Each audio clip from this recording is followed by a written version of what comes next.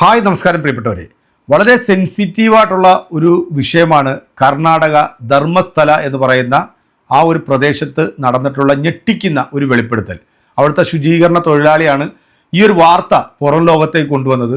100ഓളം വരുന്ന സ്ത്രീകളെയും കുട്ടികളെയും ക്രൂരമായ രീതിയിൽ ബലാത്സംഗം ചെയ്ത് ഈ പറയപ്പെടുന്ന 14-40 ഏക്കർ സ്ഥലമുള്ള ഈ ഒരു ക്ഷേത്രം നിലനിൽക്കുന്നതിൻ്റെ ഈ പ്രദേശത്ത് കുഴിച്ചു മൂടിയതായിട്ടുള്ള ഞെട്ടിക്കുന്ന ഒരു വാർത്ത. എനിക്ക് തോന്നുന്നു ഇന്ത്യ കണ്ടതിൽ വെച്ചിട്ടുള്ള ഏറ്റവും വലിയ കൊടും ക്രൂരതയാണ് ഈ പറയപ്പെടുന്ന സ്ഥലത്ത് അരങ്ങേറിയിരിക്കുന്നത്. ഇതിനെക്കുറിച്ചിട്ട് ഒരു മാധ്യമങ്ങളിലും ചർച്ചകൾ വരുന്നില്ല, അല്ലെങ്കിൽ ഇതിനെക്കുറിച്ചിട്ട് ആരും മിണ്ടാൻ പോലും തയ്യാറാകുന്നില്ല എന്നുള്ളത്. കാരണം അത്രത്തോളം വലിയ ശക്തികളാണ് ഇതിൻ്റെ പിന്നിൽ പ്രവർത്തിക്കുന്നത്.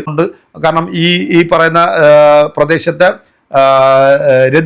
രജിത്ത് എന്ന് പറയുന്ന ഒരു സഹോദരൻ്റെ സഹോദരിയെ വരെ ഇതുപോലെ ക്രൂരമായി കൊലപ്പെടുത്തി 56ാമത്തെ ദിവസമാണ് ആ സ്ത്രീയുടെ ശരീരം 2 കാലും കൈയും കെട്ടിയ രീതിയിൽ പുഴയിൽ കണ്ടെത്തിയെന്നാണ് പറയുന്നത്. ക്രൂരമായ രീതിയിൽ ബലാത്സംഗം ചെയ്തിട്ടുണ്ട് എന്നാണ് അറിയുന്നത്. അതോടൊപ്പം തന്നെ വളരെ ഞെട്ടിക്കുന്ന മറ്റൊരു വിഷയം എന്ന് പറഞ്ഞാൽ സ്കൂളിൽ പഠിക്കുന്ന കുട്ടികൾ യൂണിഫോമിൽ വരെ ഈ കുട്ടികൾ ബ്ലഡിൽ കുളിച്ച് കിടക്കുന്ന ഒരു അവസ്ഥ ഇദ്ദേഹം കണ്ടിട്ടുണ്ടെന്നാണ് പറയുന്നത്. കോടതി മുമ്പാകെ അദ്ദേഹം ഇവരുടെയൊക്കെ സ്കെൽട്ടൻ, ഇവരുടെ ബോഡി കുഴിച്ചിട്ടെടുത്തുനിന്ന് സ്കെൽട്ടൻ വരെ എടുത്തു കൊണ്ടുവരുന്നുണ്ട്. ഞാൻ ഈ ഒരു വാർത്ത കണ്ടപ്പോഴത്തേക്ക് നമ്മുടെ കേരളത്തിലെ കുറേ ദൃശ്യമാധ്യമങ്ങളും അല്ലെങ്കിൽ ഓൺലൈൻ മാധ്യമങ്ങളൊക്കെ ഉണ്ടല്ലോ, അതായത് ഇവിടെ എന്ത് നടന്നാലും ഇതിനെക്കുറിച്ചിട്ട് വാർത്ത ചെയ്യുന്ന ചില വൃത്തികെട്ട ഊളകൾ, ഈ ഫസൽ കാരാട്ട്, മലൻ TV, അതുപോലെ തന്നെ ഈ മലനാടൻ, അങ്ങനെ കുറേ ചാനലുകളുണ്ട്. ഇവരൊന്നും ഈ ഒരു വാർത്തയെക്കുറിച്ചിട്ട് ഇതുവരെ ഒരു അക്ഷരം പോലും വേണ്ടി, കാരണം അത്രത്തോളം സെൻസിറ്റീവായിട്ടുള്ള എക്സ്ക്ലൂസീവായിട്ടുള്ള ഈ ഒരു ന്യൂസ് ആദ്യം പുറത്തു കൊണ്ടുവരുന്നത് നമ്മുടെ News 8 എന്ന് പറയുന്ന ചാനലാണ്.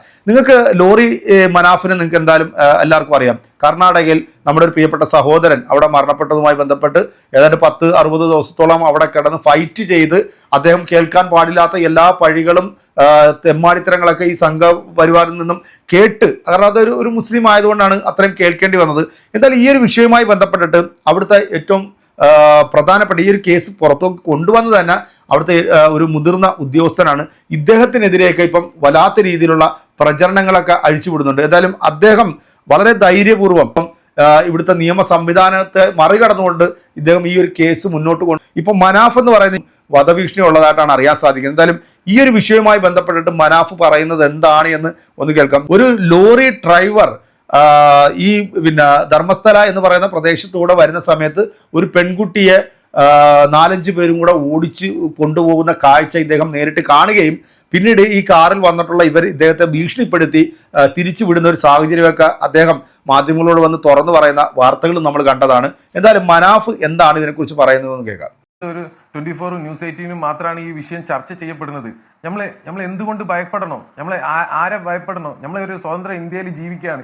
ഇത്രയും ഡെവലപ്പായി നമ്മളെ രാജ്യം ചന്ദ്രനിലേക്ക് പോയി, അത് പോയി, ഇതെന്ന് പോയി എന്ന് പറയുമ്പോഴും നമ്മൾ ഇപ്പോഴും മണ്ണിൻ്റെ അടിയിൽ ആയിരക്കണക്കിൽ അമ്മമാരുടെ കണ്ണീരാണ് അതിൻ്റെ ഉള്ളിൽ കിടക്കുന്നത്. ഇതിനും ഉത്തരം കിട്ടിയേ മതിയാവൂ. എൻ്റെ അഭിപ്രായത്തിൽ ഈ ഭീഷണിയൊക്കെ എന്ന് പറയുന്നത് നമ്മൾ ഈ വിഷയത്തിന്റെ അന്തിമ ഘട്ടത്തിലേക്ക് എത്തി എന്നുള്ളതിന്റെ ശുഭ സൂചനയാണ്.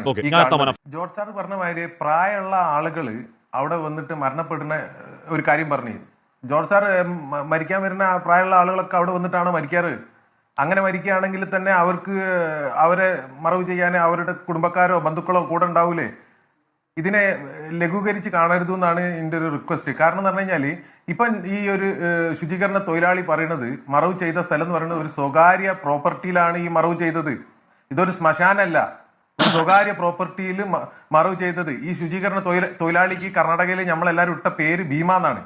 ഈ ഭീമ അവിടെ കുഴിച്ചിട്ട സമയത്ത്, അവിടെ മറവ് ചെയ്യുന്ന സമയത്ത് പല ഘട്ടങ്ങളിലും ഈ പോലീസ് കാവൽ നിന്നുകൊണ്ടാണ് മറവ് ചെയ്തത്.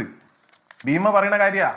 ഈ ഭീമയെ മറ്റെന്താ പറയുക, സംരക്ഷിക്കാൻ വേണ്ടിയിട്ട് ഒരു ബുള്ളറ്റ് പ്രൂഫ് ഇട്ടിട്ട് കൊണ്ടുവന്നിട്ടുണ്ടെങ്കിൽ പോലും കോടതിന്റെ ഉള്ളിൽ ഭീമ ആ മുഖമൂടിയോട്ടിട്ട് എല്ലാവരും നിൽക്കുക. അത് ഒരു പോലീസ് ആയിട്ടുള്ള ആളുകൾ പറയുമ്പോൾ അതിന്റെ ഒരു ലോജിക്ക് മനസ്സിലാവുന്നില്ല. നമ്മൾ എന്താണോ സ്ഥാപിക്കാൻ ശ്രമിക്കുന്നതെന്നൊരു ഡൗട്ട്, അതുകൊണ്ട് പറഞ്ഞതാണ്. അതുപോലെ തന്നെ ഇതിൽ 100% പോലീസിന്റെ അനാസ്ഥ ഉണ്ടായിട്ടുണ്ട്. പോലീസ് സംവിധാനം ഈ രാജ്യത്ത് ഇനിയും മെച്ചപ്പെടേണ്ടതുണ്ട്. ഇന്റെ ഇന്നത്തെ ഒരു അവസ്ഥ പറയാ, ഞാൻ ഇന്ന് ഈ ഒരു വധഭീഷണി ഏറ്റു നിൽക്കുന്ന ആളാണ്. ഞാൻ അയാളോട് ഫോണിൽ പറഞ്ഞ് നാളെ ഞാൻ ധർമ്മസ്ഥലയിൽ വന്ന് നിൽക്കാന്ന് പറഞ്ഞ ആളാണ്. പക്ഷെ എനിക്ക് പോകാൻ പറ്റൂല. എൻ്റെ ഒരു ജോലിക്കാരന് കോഴിക്കോടുള്ള ഒരു സ്വകാര്യ ഹോസ്പിറ്റലിൽ കാല് മരം മുറിക്കുന്ന കട്ടർ കൊണ്ടിട്ട് കാലിന്റെ സ്വാധീനം നഷ്ടപ്പെട്ടിട്ട് ഇന്ന് കോഴിക്കോട് മെഡിക്കൽ കോളേജിൽ ഒരു ഹോസ്പിറ്റലിൽ പോലീസ് സ്റ്റേഷനിൽ ചെന്നപ്പോൾ പറയാണ്, നിങ്ങൾ ഉപഭോക്തൃ കോടതിയിൽ പോയിട്ട് പരാതി കൊടുക്കുന്നത്. കാലിന്റെ സ്വാധീനം നഷ്ടപ്പെട്ട് ഒരു കുടുംബം നോക്കി നടത്തേണ്ട ഒരു തൊഴിലാളിന്റെ കാലിന്റെ സ്വാധീനം നഷ്ടപ്പെട്ടിട്ട് പോലീസ് സ്റ്റേഷനിൽ പോയിട്ട് പോലീസ് പറയാണ്, അവിടുത്തെ അധികാരി പറയാണ് ഉപഭോക്തൃ കോടതിയിൽ പോകണമെന്ന്. ഇതാണ് നമ്മളെ പോലീസ് സംവിധാനം സാർ. ഈ സംവിധാനം നമ്മളെ നാട്ടിൽ ഈ രാജ്യത്ത് മാറേണ്ടതുണ്ട്. കാരണം എന്ന് പറഞ്ഞു കഴിഞ്ഞാൽ ഈ ഭീമ പറയുന്നുണ്ട്, പല സമയത്തായിട്ട് പറയുന്നുണ്ട് അവിടെ പോലീസിന്റെ സാന്നിധ്യത്തിലാണ് ഞാൻ ഈ മറവുകളൊക്കെ ചെയ്തതെന്ന്. ഈ കേസ് പുറത്തേക്ക് വന്നു കഴിഞ്ഞാൽ ആദ്യം കുടുങ്ങണ പട്ടികയിൽ പോലീസാണ് ആദ്യത്തെ പ്രതിയായി വരാൻ പോണത്. അപ്പൊ ഇത്ര നിസ്സാരമായിട്ട് ഈ വിഷയത്തെ ഇപ്പം റിട്ടയർഡ് ആയിട്ടുള്ള എന്റെ പ്രിയപ്പെട്ട സുഹൃത്തുക്കളോട് പറയാനുള്ളത്, ദയവ് ചെയ്തിട്ട് ഇതിനെത്ര നിസാരമായി കാണരുത്. പോലീസിന്റെ അനാസ്ഥയാണ് ഇന്നത്തെ ദിവസം പോലും ഉള്ളത്. കോടതി എന്താണ് ഡയറക്ഷൻ കൊടുത്തത്? പോലീസിന് ഡയറക്ഷൻ കൊടുത്തതാണ് ഈ വിഷയത്തിൽ. ഈ ഭീമന്റെ കാര്യത്തിൽ ഭീമ പറയുന്ന സ്ഥലത്ത് മണ്ണ് മാന്തി പരിശോധിക്കാൻ കോടതി ഉത്തരവ് കൊടുത്തതാണ്.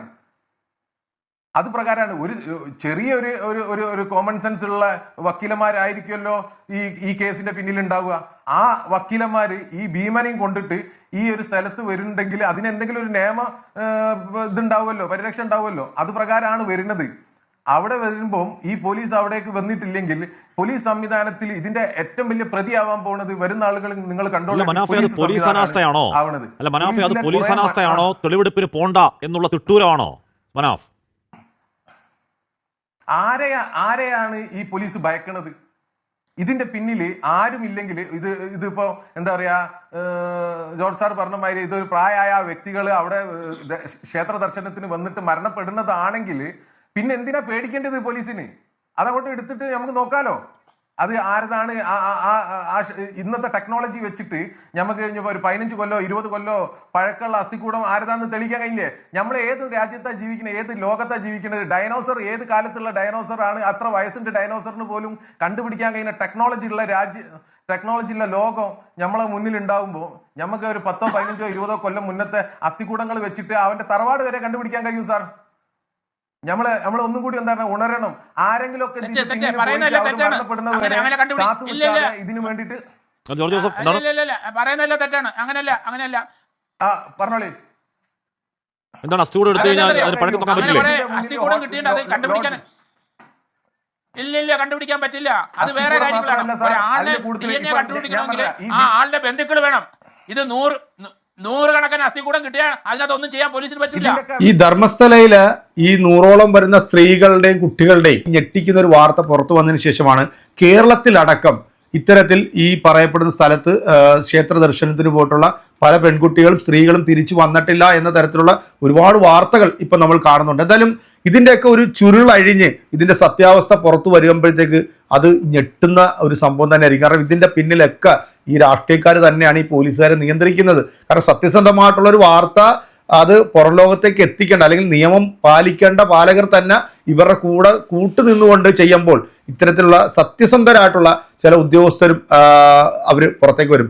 അത്തരത്തിലുള്ള ഒരുപാട് ഉദ്യോഗസ്ഥരെ പിൽക്കാലത്ത് നമ്മൾ കണ്ടിട്ടുണ്ട്. അവരെ തൂക്കിയെടുത്ത് അകത്തിടുന്നതും ആ കുടുംബങ്ങൾ ഇന്നും കോടതി വരാതെ കയറി ഇറങ്ങി നടക്കുന്നതും നമ്മൾ കണ്ടിട്ടുണ്ട്. എന്താണേലും ഇവിടെ നിയന്ത്രിക്കുന്ന ഈ ഒരു പൊളിറ്റിക്സ്, ഇവിടുത്തെ സാധാരണക്കാരൻ്റെ ജീവനും സ്വത്തിനും സംരക്ഷണം നൽകേണ്ട നിയമ സംവിധാനങ്ങൾ അത് ഒരുപാട് ദുർബലപ്പെട്ടു പോകുന്നതിൻ്റെ ഏറ്റവും വലിയൊരു തെളിവ് തന്നെയാണ് ഇപ്പം മനാഫ് എന്ന് പറയുന്ന ഈ ലോറി ഉടമ ഇപ്പം വെളിപ്പെടുത്തി. എന്തായാലും ധർമ്മസ്ഥല എന്ന് പറയുന്ന ഈ ഒരു സ്ഥലത്തിൻ്റെ ഈ ഒരു വിഷയം അതിപ്പോൾ വലിയ രീതിയിൽ ചർച്ച ആകിയിട്ടുണ്ട്. കോടതി ഈ പറയപ്പെടുന്ന ആളെയും കൊണ്ടുപോയിട്ട് അവിടെ പോയി തെളിവെടുപ്പ് നടക്കണം എന്ന് പറയുന്നുണ്ട്. പക്ഷേ ഇതിൻ്റെ പിന്നിലൊക്കെ വലിയൊരു രാഷ്ട്രീയ ശക്തി കളിക്കുന്നുണ്ട്. അതുതന്നെയാണ് ഇതൊന്നും വലിയ രീതിയിലുള്ള ചർച്ചകൾക്ക് നമ്മുടെ മാധ്യമങ്ങൾ പോലും എടുക്കാത്തതെന്നാണ് എൻ്റെ ഒരു വിലയിരുത്തൽ. എന്തായാലും ഈ ഒരു വീഡിയോയുമായി ബന്ധപ്പെട്ട് നിങ്ങളുടെ കമൻറ്റുകൾ അറിയിക്കുക. അടുത്തൊരു വീഡിയോ കാണാം. അതൊരിക്കലും എല്ലാവർക്കും